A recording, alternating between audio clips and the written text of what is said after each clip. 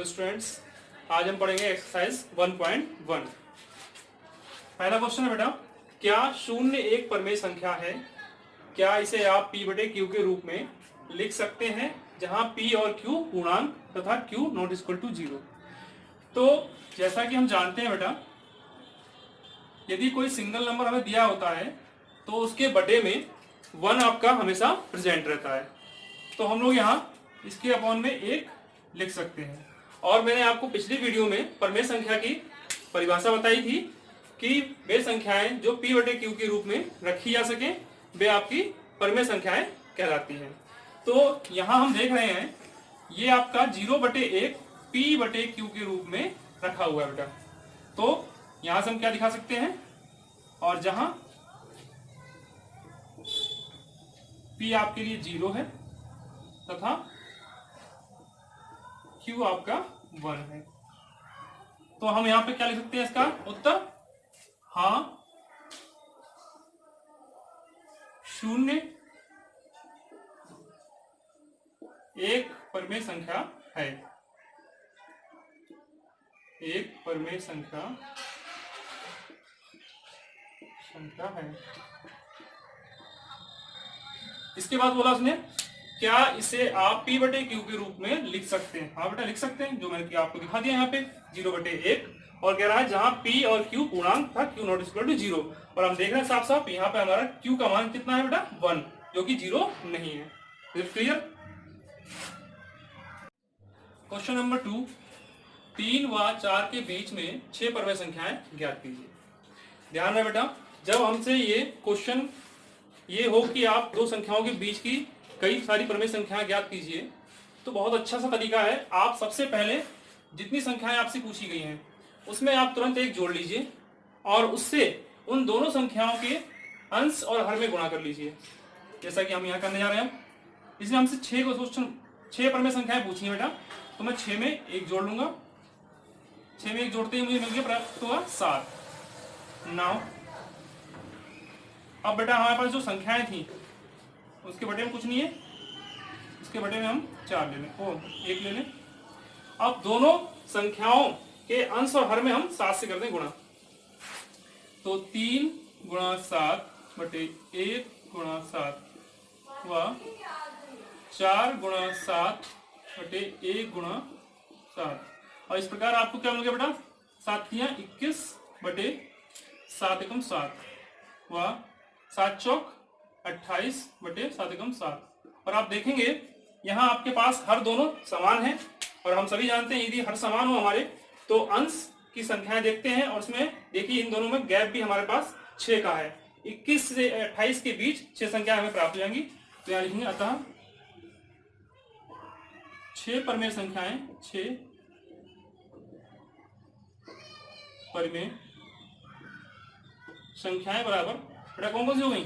21 के बाद आप काउंट करो, 22/7, 23/7, 24/7, 25/7, 26/7 और 27/7।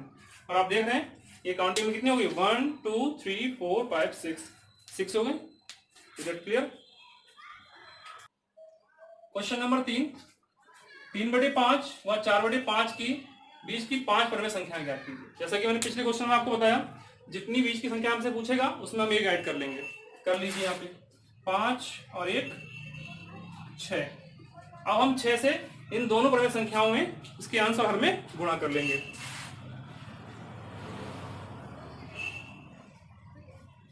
3/5 इसके अंश और हर दोनों में गुणा कीजिए, व दूसरी संख्या है आपकी 4/5, इसके भी हम अंश और हर में गुणा कर लें।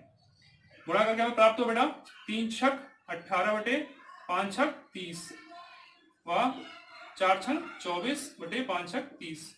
अब देखिए हर फिर से समान हो गया। अब आराम से हम 18 और 24 के बीच की संख्या ज्ञात कर सकते हैं, और वो टोटल संख्या हमारे पास 5 ही होंगी। देखिए तब 5 परिमेय संख्याएं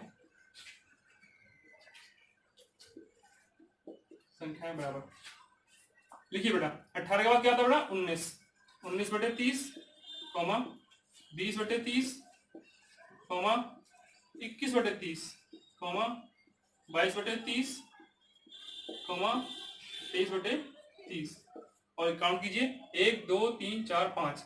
इस प्रकार ये आपकी 5 संख्याएं प्राप्त होगी। क्वेश्चन नंबर 4, नीचे दिए गए कथन सत्य है या असत्य। इसका पहला क्वेश्चन है बेटा, प्रत्येक प्राकृतिक संख्या एक पूर्ण संख्या होती है।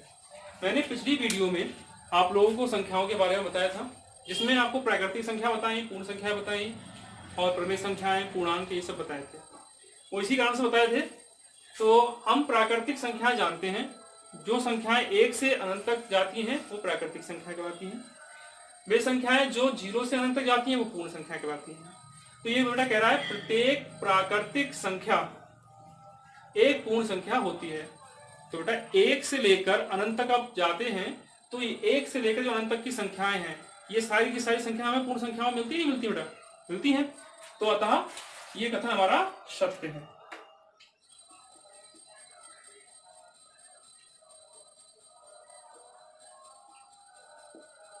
क्योंकि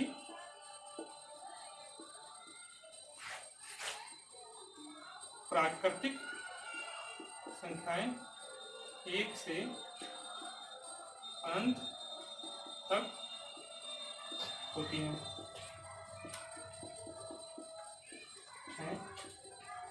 और पूर्ण 0 से अनंत। क्वेश्चन नंबर दूसरा, प्रत्येक पूर्णांक एक पूर्ण संख्या होती है। अब पूर्णांक क्या था बेटा? पूर्णांक वे संख्याएं जो संख्या रेखा पर दर्शाए जाते हैं वो सभी आपके पूर्णांक कहलाते हैं, जो कि 2 पार्ट में डिवाइड होते हैं, एक धनात्मक पूर्णांक और ऋणात्मक पूर्णांक। आप सभी जानते हैं पूर्ण संख्याएं, जो कि मैंने ऊपर दिखाया, पूर्ण संख्या होती है जो कि 0 से स्टार्ट होकर और अनंत तक जाती है। तो क्या 0 से स्टार्ट होकर अनंत तक जाने में कोई संख्या हमारी ऐसी होती है जो ऋणात्मक होती है? नहीं, सभी हमारी प्लस की होती हैं। परंतु यहाँ तो कह रहा है प्रत्येक पूर्णांक, अर्थात ऋणात्मक भी और धनात्मक भी, वो सभी प्रत्येक पूर्णांक जो है वो पूर्ण संख्याएं हैं। तो ये क्या होगा बेटा? असत्य। ऐसा पॉसिबल नहीं है, क्योंकि आपकी पूर्णांक में ऋणात्मक संख्याएं भी होती हैं और पूर्ण संख्या कभी ऋणात्मक नहीं होती। असत्य, क्योंकि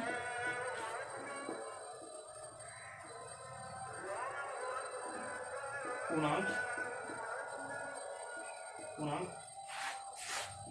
ऋणात्मक भी होते हैं।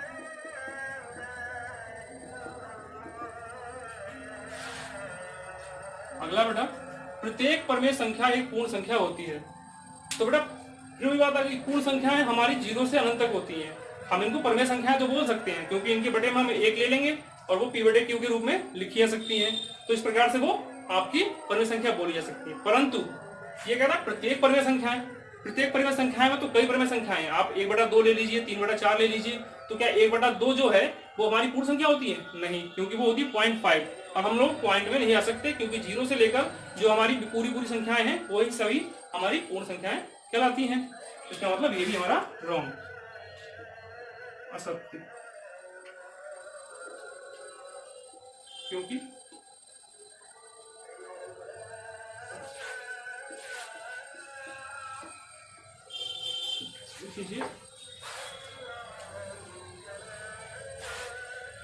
उदाहरण के लिए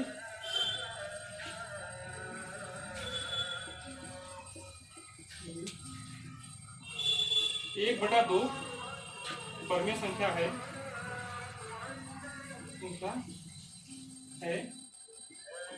परंतु पूर्ण संख्या नहीं। इस प्रकार आपका ये पहली एक्सरसाइज आपकी कंप्लीट हुई। मिलते हैं नेक्स्ट वीडियो में, तब तक के लिए ऑल द बेस्ट।